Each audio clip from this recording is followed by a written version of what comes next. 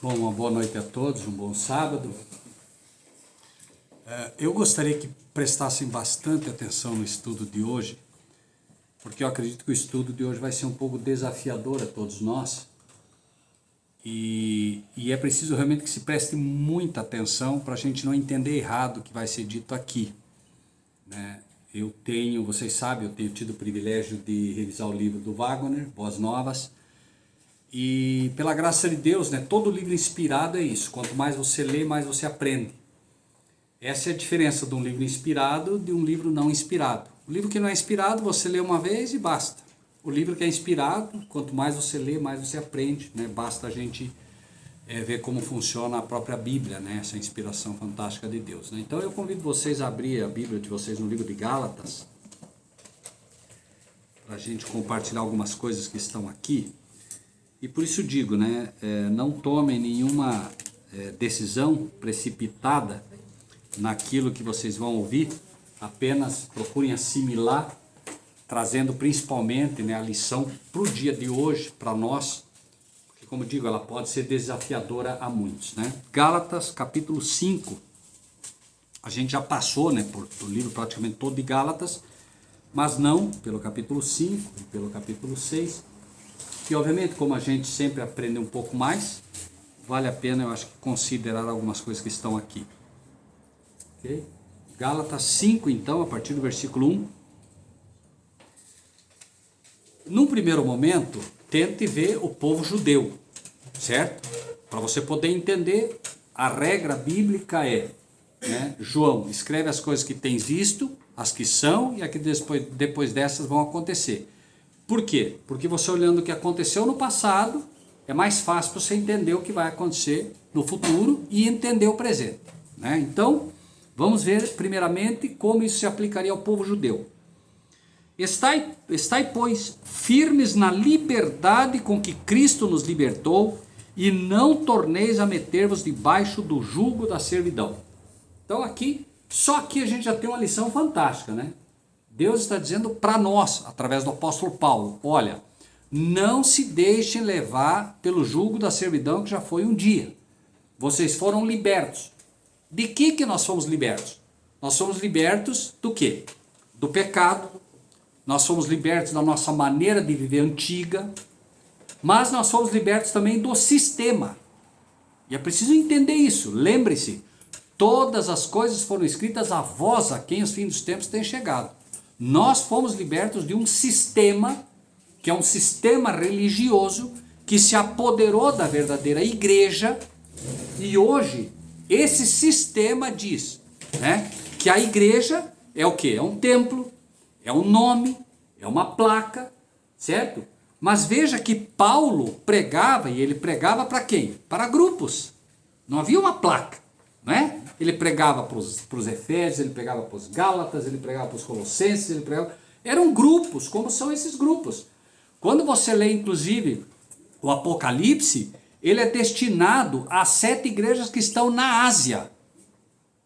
Curiosamente, as igrejas da Ásia eram grupos. Eram igrejas nas casas, inclusive. Essas eram as igrejas da Ásia, né?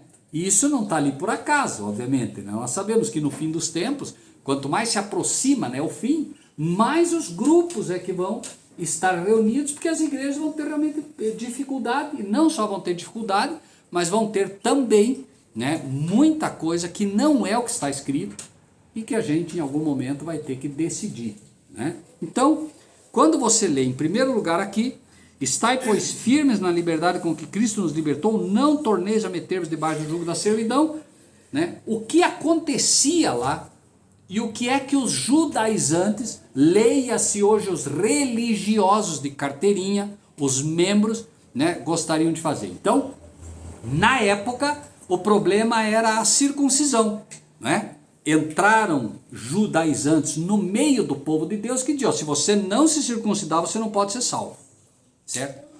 Agora, o que substituiu a circuncisão? O que entrou no lugar da circuncisão? Batismo, perfeito.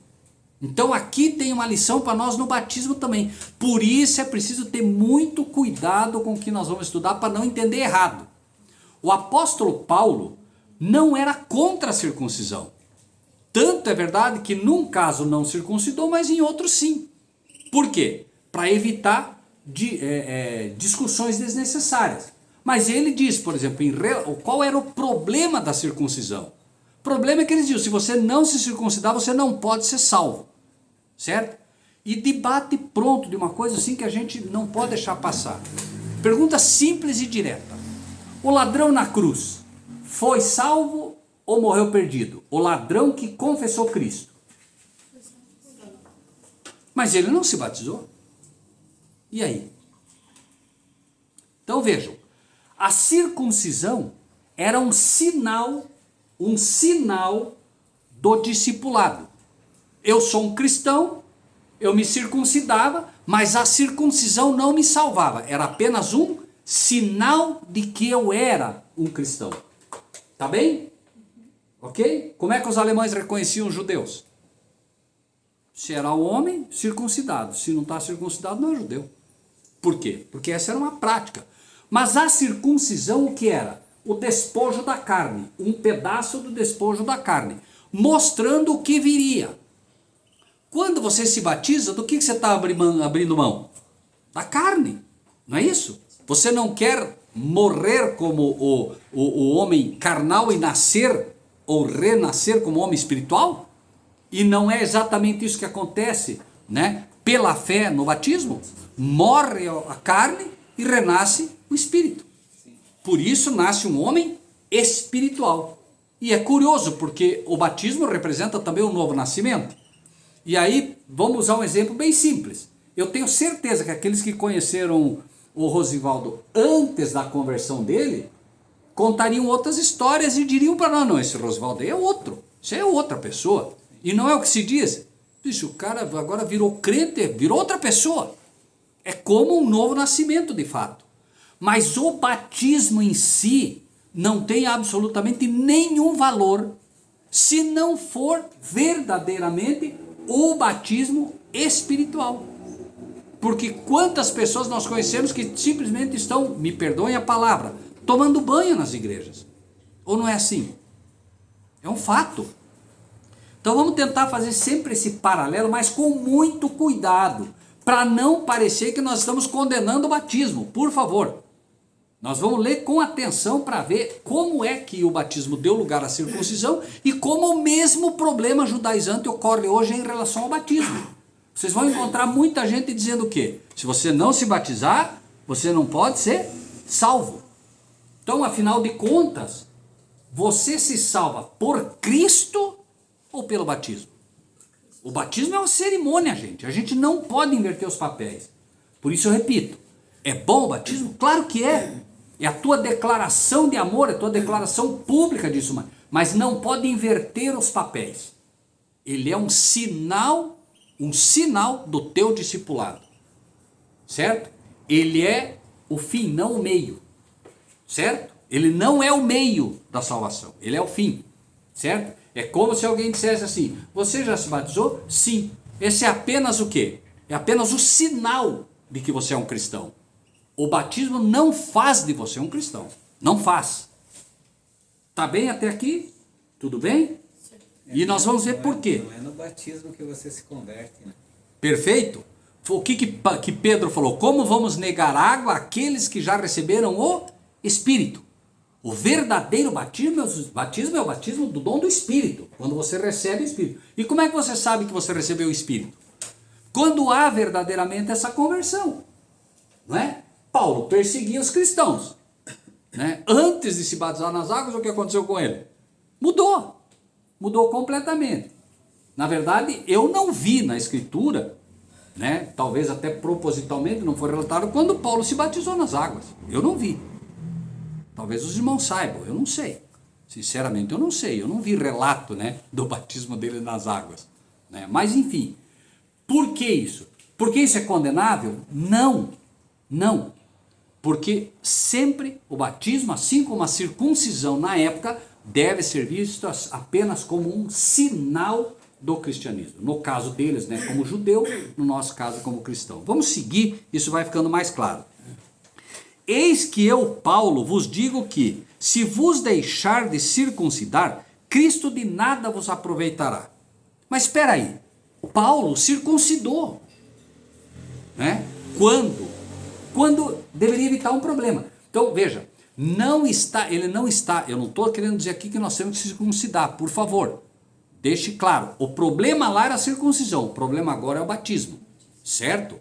Quando você faz novamente, certo? Do sinal o meio, entende? Ah, não, se a Estela não se batizar, ela não pode ser salva. Está errado, não é assim. E é aí que as igrejas têm feito do batismo uma nova circuncisão. Por quê? Porque é exatamente o que se prega. Quer dizer, você começa a dar um estudo bíblico, o que o pastor já quer? Quer que batize. Virou número, virou meta. Entende? E a pessoa acaba entendendo que esse é o meio. E não é o meio. Cristo não pode ser roubado do lugar pleno que pertence a Ele. A salvação é Cristo e ponto final. Por isso nós vamos ver, inclusive, que diz, né? Aquele que é circuncidado, mas não guarda a lei, nele é incircuncisão. Aquele que é batizado, mas não procura guardar a lei, se fez como se o batismo não houvesse. Por quê? Não estamos falando aqui da sinceridade da pessoa, por favor. Mas enquanto a pessoa não for convertida pelo Espírito, e o Espírito faz o que primeiro? Qual é o primeiro passo do Espírito? Convence do pecado. O que mais? Da justiça. E do juízo. Todos os teus mandamentos são justiça. Então o Espírito diz o quê? Butino, você é pecador. Mas por que eu sou pecador? Porque você violou a justiça, você violou a lei. E agora, uma vez que você entende esses passos, que são os passos do Espírito, o batismo passa a ser apenas um sinal disso. Assim como quando eu levo a Bíblia, né, eu estou andando com a Bíblia, é um sinal, alguém olha e diz assim, olha lá, ó, aquilo lá é um crente, aquilo lá é um cristão, ele lê a Bíblia. É um sinal. Agora, vale alguma coisa eu levar a Bíblia embaixo do braço e não ler nunca? Vale ter a Bíblia lá dentro de casa? Não, eu sou um cristão, tenho a Bíblia lá dentro de casa, faz 10 anos que a minha Bíblia está lá aberta, no livro de Salmos, provavelmente, pegando poeira. Aproveita alguma coisa isso? Não. A Bíblia, ela pode ser e deve ser um sinal quando se faz uso dela. Porque as palavras da Bíblia são espírito e vida. Tem que fazer parte da gente. Para fazer parte da gente tem que ler, né? Quando eu leio a Bíblia, eu estou lendo, por assim dizer, Cristo. E eu estou incorporando espírito e vida. Ela passa a fazer parte do meu ser, porque a palavra de Deus tem poder. Esse é o diferencial. Pela palavra, Deus criou tudo. Pela palavra, Deus recria em cada um de nós uma nova criatura. Certo? Por isso é preciso realmente ler, estudar, buscar na Bíblia, né? 3. De novo, protesto a todo homem que se deixa circuncidar, que está obrigado a guardar toda a lei. Prestem bem atenção nisso. Mas nós não temos que guardar a lei? Sim ou não? Então por que o apóstolo Paulo diz, eu protesto de novo, que todo aquele que se deixar circuncidar, está obrigado a guardar toda a lei. Mas nós temos que guardar a lei ou não? Mas não somos obrigados a guardar toda a lei. Então, por exemplo, o que ele está tentando dizer para não haver confusão aqui de novo? Eu agora vou me circuncidar. Qual era o problema? O judeu, vamos trazer de novo sempre nesse paralelo. O judeu dizia, Rosivaldo, se você não se circuncidar, você não pode ser salvo. Então o que estava fazendo? Estava mostrando que para se salvar precisava se circuncidar. Então o apóstolo Paulo, ele vai dizer o seguinte aqui em outras palavras, ó. Eu de novo protesto a todo homem que se deixa circuncidar, que está obrigado a cumprir toda a lei. Então o que ele está dizendo é o seguinte, você quer se salvar pela circuncisão? Você quer? Tá bem. Então você vai se circuncidar com a ideia de que você se salva pela circuncisão. Mas você é obrigado a cumprir toda a lei. Sabe o que é cumprir toda a lei? Cumprir a lei. Nós somos convidados a guardar a lei. E a lei é uma promessa. Certo? Escreverei a minha lei nos vossos corações. Pergunto. Deus está dizendo que escreve a lei no nosso coração. Se ele diz que escreve, quem vai fazer isso? Ele está dizendo, ele escreve, certo? Então se ele diz que escreve, quem foi que escreveu a lei na rocha? Quem? Foi o homem? Foi Moisés? Quem foi? Deus. O que ele estava mostrando ali? Estava mostrando exatamente isso, que um dia ele gravaria a lei no nosso coração, não importa quão duro seja teu coração, ele escreve, ele não tem problema nenhum com isso. Então é uma promessa, certo? E é uma promessa habilitadora. Por quê? Quando Deus fala, o que acontece? O que ele diz, ocorre. Não é assim? Sim. Então quando ele disse, haja luz, o que aconteceu? Houve luz. Se ele diz, vou escrever a minha lei no teu coração, o que vai acontecer? Ele escreve a lei no teu coração, é uma promessa dele, pela fé você aceita e você passa a ser um guardador da lei. Agora, você, então, agora, quer ser justificado pela circuncisão. Você quer ser justificado pelo batismo. Então você é obrigado a cumprir toda a lei. Certo? Por quê? A lei só aceita uma nota. Qual é? 10. Então, o Rosivaldo, vem a pergunta. O Rosivaldo agora quer se justificar através do batismo. Ele quer se salvar através do batismo. Então ele é obrigado a cumprir toda a lei. Daí ele diz assim, não, mas eu sou bom, eu não mato, eu não roubo. Espera aí. Jesus disse, aquele que odiar no seu coração já matou. Se o Rosivaldo, uma vez na vida, ficou com raiva de alguém, ele já matou. E se ele já matou, ele não cumpriu a lei. Correto? Não há a menor possibilidade dele tirar a nota 10. Por quê?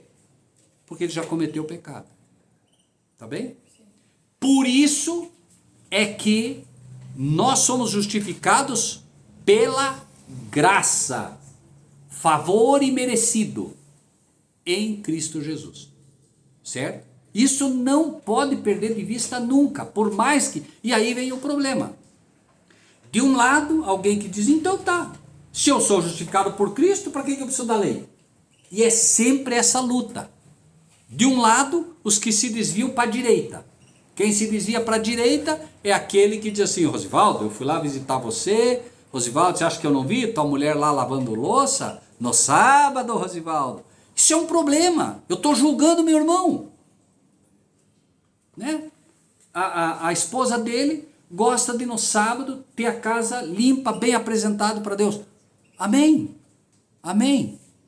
Claro que se ela puder, ela não vai fazer a faxina no sábado, gente, a gente sabe disso. Todos aqui temos equilíbrio para saber isso. Você não vai deixar, né, o dia de sábado para fazer a faxina, mas ela não quer deixar a louça suja. É o sábado que ela guarda. Aquele que faz, faça para o Senhor. E aquele que não faz, não faça para o Senhor. Né? Todos sabemos, por exemplo, né, pelo menos devemos saber o equilíbrio que se deve ter. E eu passo a julgar, fazendo às vezes do sábado o ponto de salvação, eu faço do batismo o ponto de salvação, e aí o que acontece? Vamos ver. Né? Aqui, no versículo 13, então, ele diz, está obrigado a guardar toda a lei. Entenderam a diferença em obrigado a cumprir toda a lei e guardar a lei pela fé? Sim. Tá bem? Ok. Nós hoje somos convidados a guardar a lei pela fé, aceitando como uma promessa, acreditando que aquele que iniciou a obra vai terminar a obra em nós. E eu pergunto, quando você acredita nisso, você vai ficar julgando o teu irmão?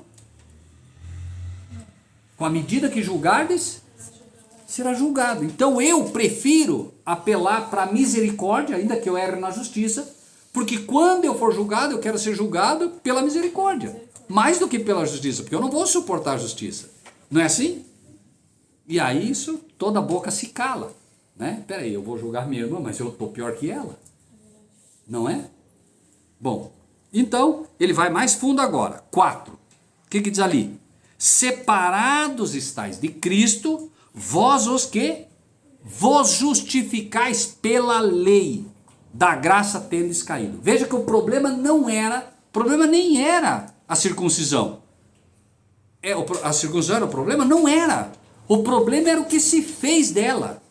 Tanto que ele diz, olha só, ele vem falar da circuncisão e daí ele diz assim, ó, separados está escrito, vós os que vos justificais pela lei. A circuncisão era ou não era uma lei?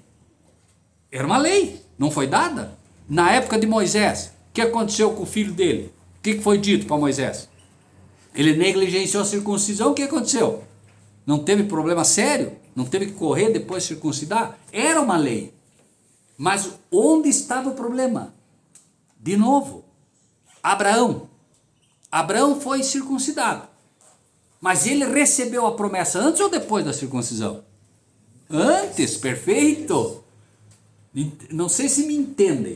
O problema não era a circuncisão, o problema é o que se fez da circuncisão. Assim como hoje o batismo não é nenhum problema. Na verdade é uma festa. A própria circuncisão deveria ser uma festa, né? O despojo da carne. No batismo, festa, despojo da carne. O problema é, vamos ler de novo, para que isso fique bem claro. O problema é, separados estáis de Cristo, vós os que vos justificais pela lei. Da graça tendes caído. Eu caio da graça, eu caio do favor imerecido, por quê? Ora, se é um favor imerecido, é um favor que eu não mereço. Mas no momento que eu digo eu vou me batizar, porque daí eu vou estar justificado, o que eu estou fazendo? Eu estou comprando a justificação. Não é mais de graça. Eu estou exigindo algo. Não, eu vou me batizar, porque eu quero ser justificado. Não, não. Você é justificado antes. E aí, pela alegria de ser justificado, pela alegria do perdão, você agora se entrega e vai às águas, dizendo, Senhor, eu sou teu, eu pertenço ao Senhor. Mas eu não dependo daquilo para ser perdoado. Ou dependo? Justificação e perdão são uma e a mesma coisa. Eu sou declarado justo pela livre iniciativa de Deus. Eu sou perdoado pela livre iniciativa de Deus. Eu posso fazer alguma coisa para comprar o perdão de Deus? Nada. Da mesma coisa, da mesma forma a justificação. Eu não posso ser nem declarado e nem tornado justo pelo que faço.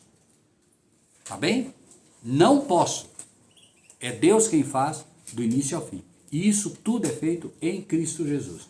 Parem para pensar um pouco. Por isso eu digo muito cuidado, gente, para não ser mal entendido, né? Quem foi que criou o problema? Quem foi que criou o problema? Quem? Vamos lá, vamos voltar um pouquinho na fita. Vamos lá. Adão e Eva estão ali, inocentes no Éden. Tudo certo, tudo bonito. Quem criou o problema? Eva foi lá, comeu do fruto que não era para comer, pecado. Adão come do fruto, pecado. Quem criou o problema? Adão. Foi Adão quem criou o problema para nós. O diabo criou o problema já lá no céu. Mas quem criou o problema aqui foi... O diabo podia ter feito o que fez. Se Adão não caísse, nós teríamos problema? Não. Quem criou o problema, repito, para a raça humana inteira. Não foi para ele, para ela, para mim, não. Para a raça humana inteira. Quem foi? Adão. Muito bem. Quem resolveu? Entendem? Veja, em todo esse meio... Nós não entramos. A nível de justificação, um criou o problema. Nós não estávamos lá. E o outro resolveu. Tá bem? Então eu sou justificado pela livre iniciativa de Cristo. Um criou o problema. Eu não estava lá. Nós entramos todos no problema. Cristo veio e resolveu. Então eu preciso o quê? Olhar para Adão ou olhar para Cristo? Eu olho para Cristo. Ele resolveu o problema. E ele oferece gratuitamente o perdão e a justificação. E perdão vem do termo dar por ou dar per. É uma troca. Eu dou o meu pecado e recebo a justiça de Cristo. Fantástico isso, você parar para pensar. Eu dou o meu pecado e recebo a justiça de Cristo para mim. É uma troca. Por isso que ele diz, né? Ele mora de braços abertos, naquela cruz, constantemente de braços abertos, como um convite, mas ele diz, vinde todos que estáis cansados e oprimidos, e eu lhes darei descanso de quê? De que nós queremos o descanso? Do pecado. Né? Meu jugo é leve. Por que ele diz meu jugo é leve? Porque o jugo do pecado é pesado, ainda que a gente não sinta. Nós só não somos esmagados pelos nossos pecados porque Cristo não deixa. Senão seríamos esmagados. Pesa toneladas o pecado. Por isso a Bíblia vai dizer, ele foi moído pelas nossas transgressões. É como se colocassem toneladas em cima dele. Pai, Pai, se possível, passa de mim esse cálice. Veja, ele estava sendo esmagado pelo pecado. Né? Sangue, suando gotas de sangue. Né? Então, a gente só não é esmagado por causa disso. E só estamos vivos porque a vida de Cristo é oferecida a cada momento a nós. Senão já estaria tudo morto também. Depois que Adão pecou, nenhum ser humano mais tinha direito à vida. Ia morrer tudo. Adão só se manteve vivo porque Cristo ofereceu a vida dele, como um penhor.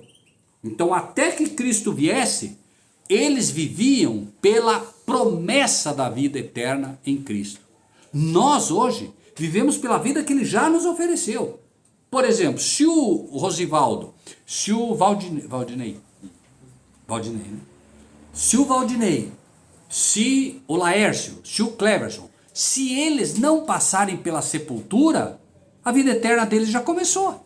Ou não? Veja, se Cristo vier amanhã, certo? E nós não morremos e estivermos firmes nele, a vida eterna já começou para nós. Porque não vai ter interrupção. Não sei se me faço claro com isso também.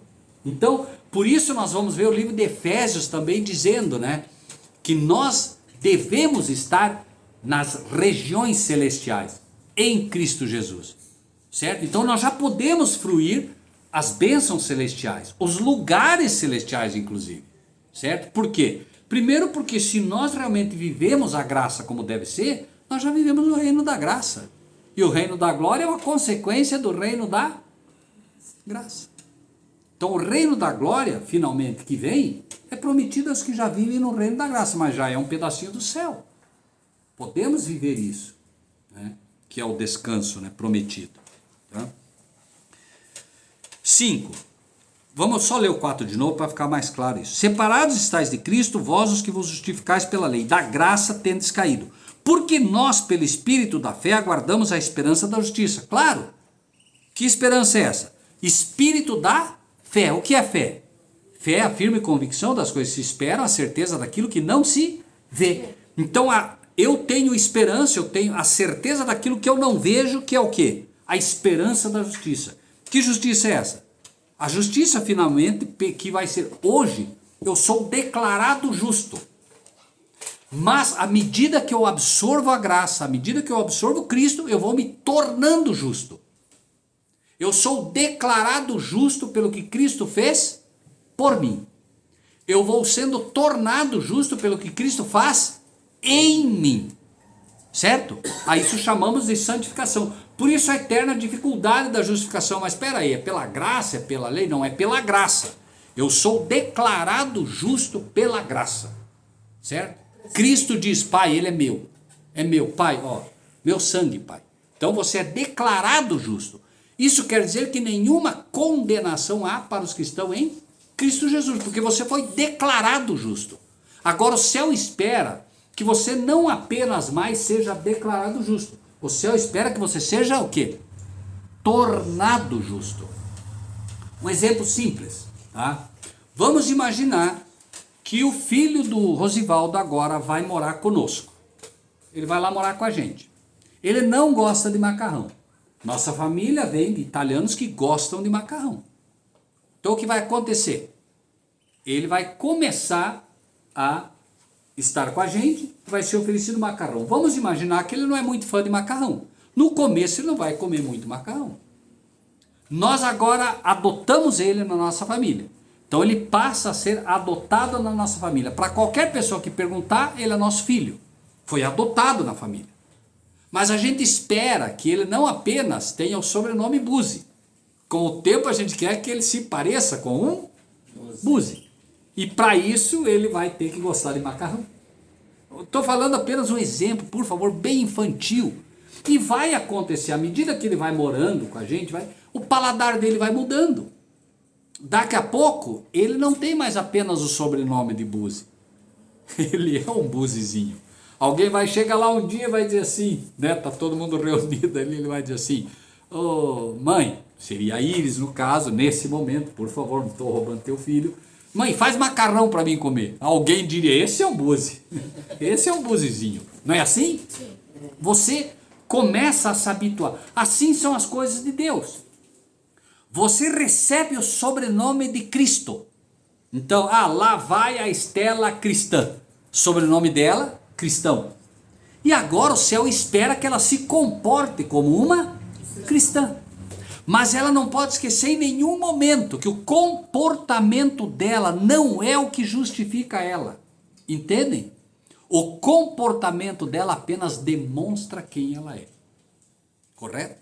Assim como o batismo. Justiça de Cristo e justiça própria, né? Amém. Né? Então, você é declarado justo para que você não tenha mais medo. Porque o perfeito amor lança fora o medo, o temor. Então eu sou declarado justo para que eu não tenha mais medo do futuro. E eu não preciso mais ter medo. Porque o perfeito amor, repetimos, lança fora o medo. Então eu não tenho mais medo. Porque quando eu tenho medo eu desanimo. E quando eu desanimo, eu caio. É aí que o diabo derruba. Agora, Jesus diz, eu vim para que tenham vida. E tenham vida em abundância. O que é vida em abundância? É vida em abundância levantar pela manhã e... mas minha vida é tão triste. Isso não é vida em abundância, gente. Algo está errado na minha vida se eu levanto e murmuro. Qual era o problema dos hebreus? Murmuravam o tempo todo. Mas eu tenho tanta dor aqui. Mas eu tenho tanta dor ali. Mas me dói isso. Mas o meu problema... Gente reclamando o tempo todo é a mesmíssima coisa. Se o Cleverson me permite. O Cleverson não enxerga. Eu não vi ele reclamar até agora.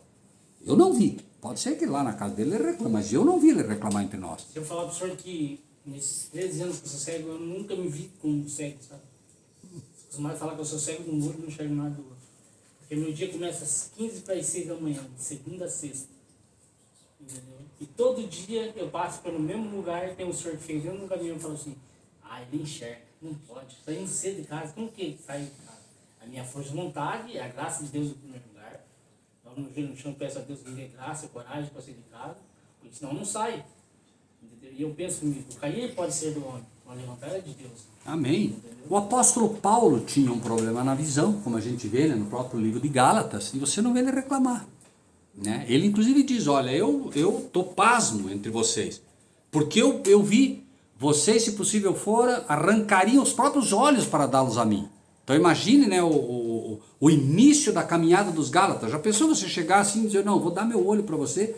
Né? Esse era o amor que eles tinham. E depois de repente eles começaram a cair pelas obras, né? Querer se justificar pelas obras. A verdade é que quando você consegue entender o que é a graça, esse favor imerecido, você não tem nenhuma vontade de reclamar, nenhuma. Porque você sabe o que Deus tem feito por você. É a loteria. Né? A maior loteria que existe é a loteria da graça. Por mais... Quantas pessoas aí têm dinheiro, mas são infelizes? É fato, isso não é uma redundância. É um fato. Quem realmente conhece a graça não tem tempo para reclamar. Porque você sabe que te espera, né, um local que você nem no teu maior sonho já viu. Você sabe o que está reservado para você. Eu quero uma casa. Eu só queria uma casinha melhor, mas filho, você sabe o que eu preparei para você aqui, filho? Que casa melhor o quê? Que é uma casa melhor do que a que eu tenho aqui para você te esperando? Então, tudo isso, né, tem que fazer parte do nosso dia a dia, da nossa vida.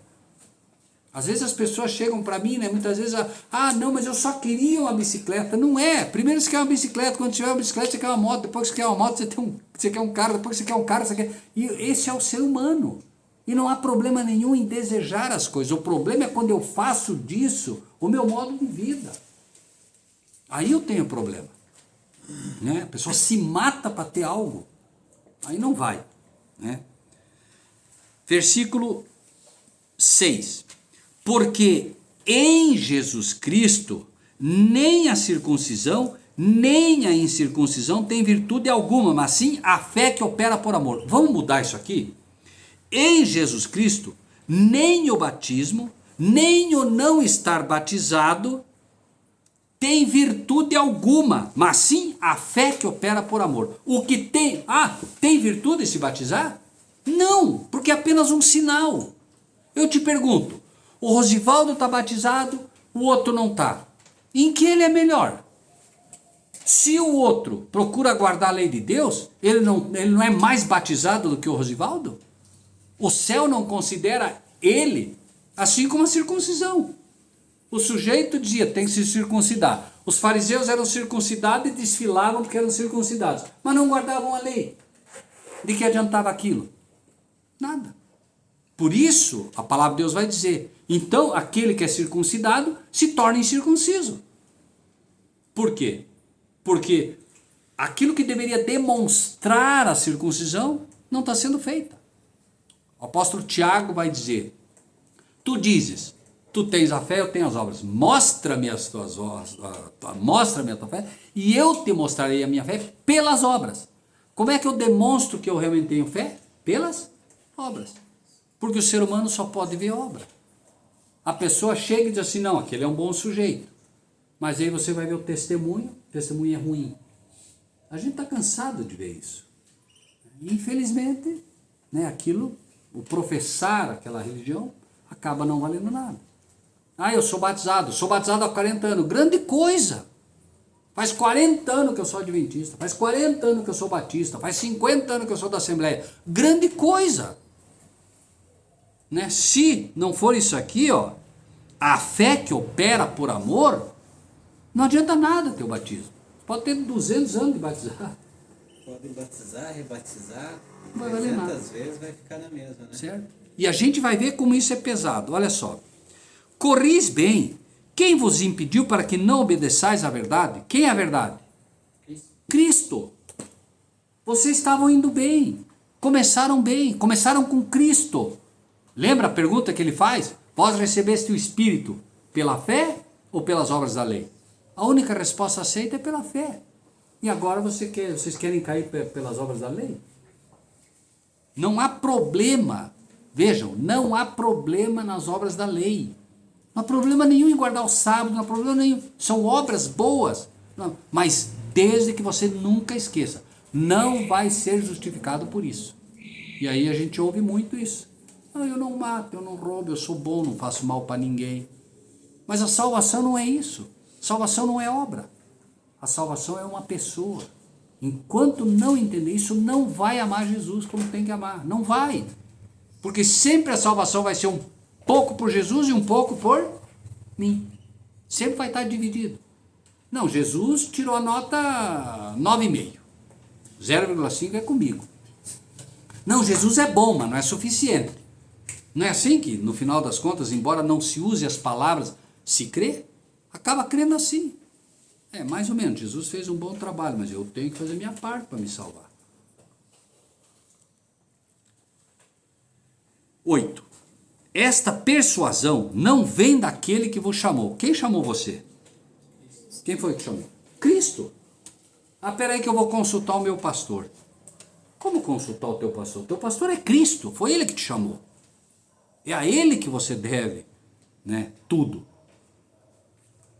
9. Um pouco de fermento leveda toda a massa. 10. Confio de vós no Senhor, que nenhuma outra coisa sentireis, mas aquele que vos inquieta, seja ele quem for, sofrerá condenação. Vamos ver quem é que inquieta aqui. Eu, porém, 11. Eu, porém, irmãos, se prego ainda a circuncisão, porque sou, pois, perseguido, logo o escândalo da cruz está aniquilado. Ora, se eu prego que você tem que se batizar para ser salvo, então a cruz foi aniquilada. O sacrifício de Cristo não foi suficiente. Me entendem? Por quê? Porque o batismo é uma obra da lei, ou não é? É uma obra da lei. Nós não somos convidados a nos batizar. É uma obra e é boa. De novo, não pode trocar os papéis. Não pode inverter os papéis. Não pode trocar o sinal pelo meio. Da mesma forma que era a circuncisão. Avançamos. Crer e ser batizado, né? Perfeito. Não ser batizado, né? E inclusive ter em mente sempre que o batismo real, primário, é o batismo do Espírito. Por isso Pedro disse, como é que eu vou negar água? Ele só disse, como é que eu vou negar água, certo? A quem já recebeu o Espírito. Deus deu o Espírito para aqueles homens, agora eu vou negar água para eles? Não. Porque o verdadeiro batismo, né, o batismo mais importante já aconteceu. É igual querer falar O dia e a hora que você se converteu. Não sabe, né? Perfeito. Você nem sabe, não é? Mas as obras atestam, né, da conversão, né? 12. Eu queria que fossem cortados aqueles que vos andam inquietando, porque vós, irmãos, fostes chamados à liberdade. Não, será que Paulo aqui está só falando da circuncisão, irmãos? Será? A circuncisão te incomoda? Alguém te incomoda hoje dizendo para você se circuncidar? Qual é o incômodo que nós temos? Não, vocês têm que se rebatizar. E tem que se rebatizar onde? No sistema. Não, vocês fazem parte desse grupinho. Não, vocês têm que ir para a igreja. Vocês têm que batizar lá no Jordão. Essa é a questão, certo? Você é o tempo todo. Nós temos liberdade. Veja o que acontece aqui. Nós temos liberdade. Quer orar de joelho, ora. Quer orar em pé, ora. Quer orar sentado, ora. Nós temos liberdade. Mas na igreja você tem que obedecer à liturgia. Tem que obedecer à liturgia. Porque a cerimônia ou o sinal é mais importante do que a própria fé. Terrível.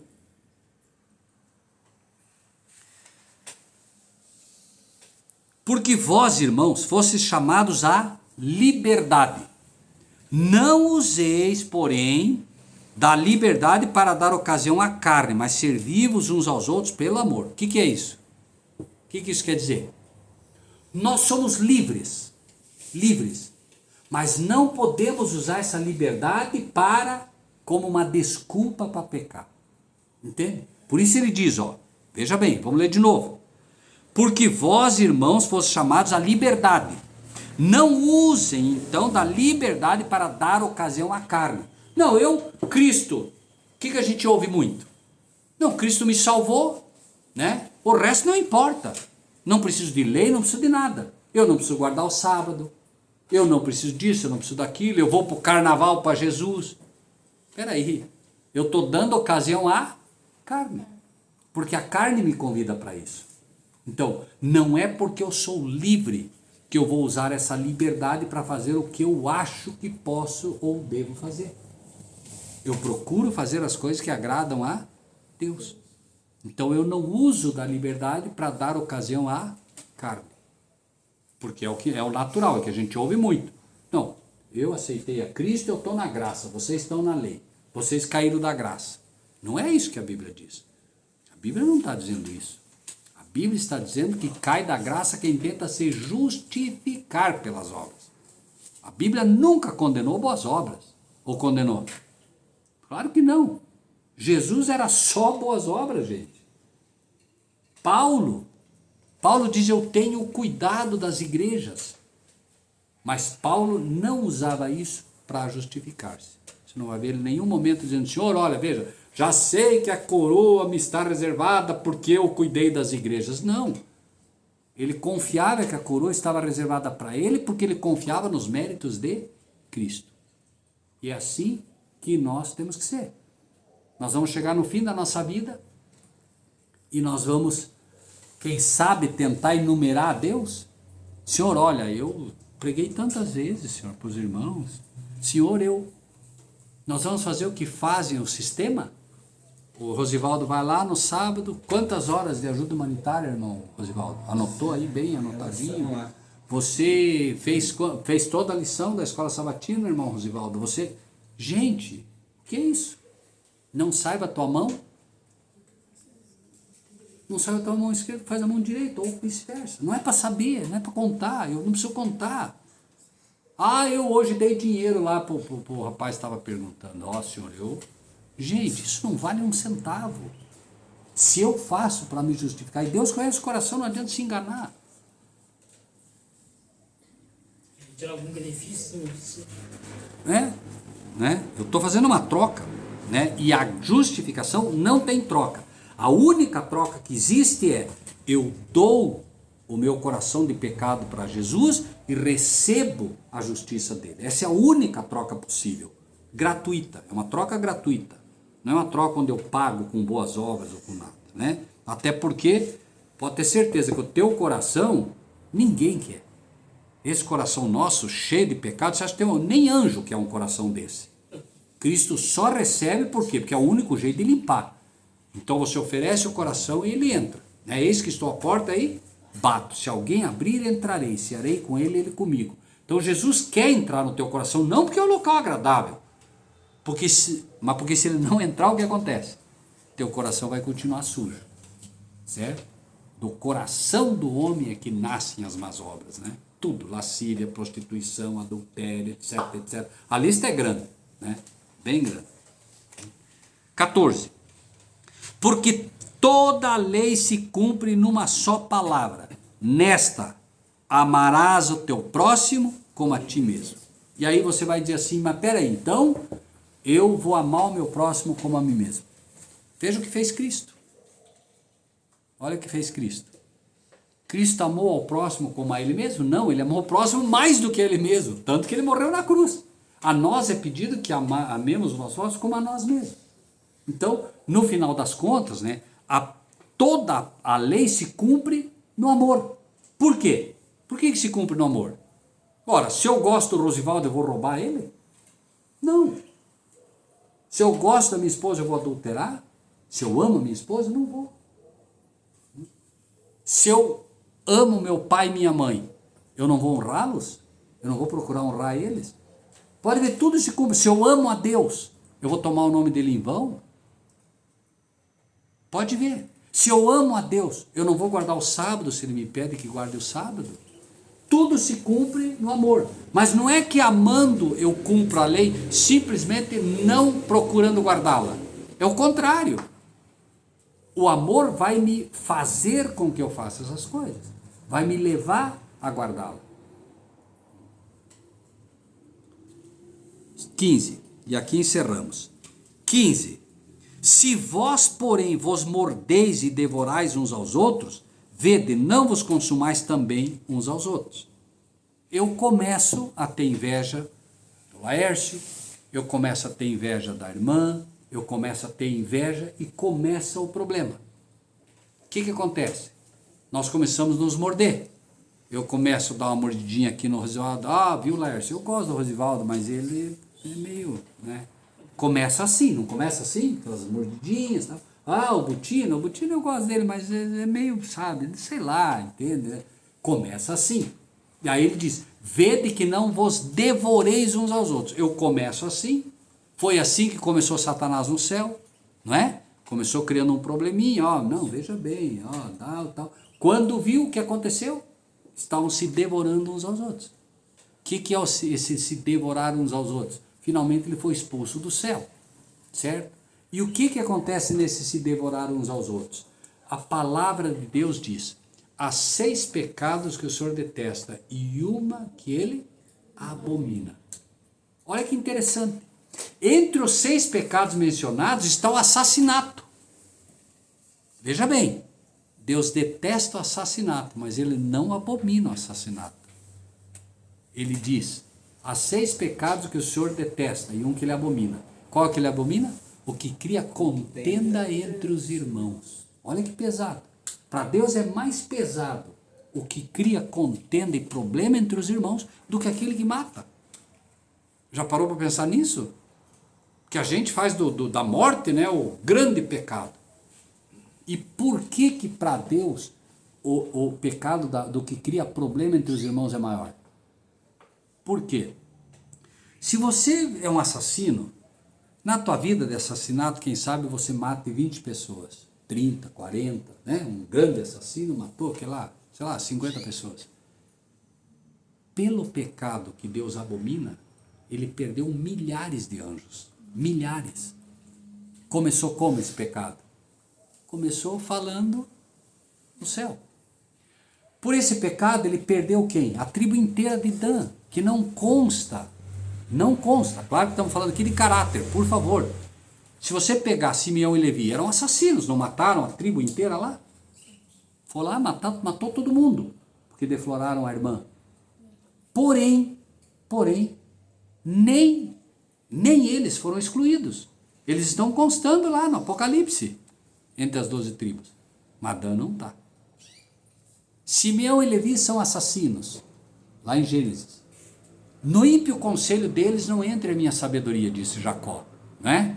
Então, olha, eles são assassinos, eu não participei de nada daquilo. Mas quando ele vai abençoando um por um. Rubem, impetuoso como a água não serás mais o primeiro, porque maculaste o leito de teu pai. O que fez Rubem? Adultério. Mas quando ele chega em Dan, é aí que ele diz, Dan é serpente à beira do caminho, que morde o calcanhar e faz cair o cavaleiro. O que ele fazia? Por trás, por trás, por trás. Quem foi a serpente que começou mordendo por trás? Lá no céu. Não foi Satanás? E aí o que aconteceu? Como resultado desse morder por trás, falar mal do irmão, falar mal da irmã, o que aconteceu? Lá caíram milhares de anjos. Querubins, serafins. Aqui, Dan começa a falar mal, derruba os irmãos. Certo? Ou seja, perde os próprios irmãos. E quem mais no Novo Testamento que falava mal?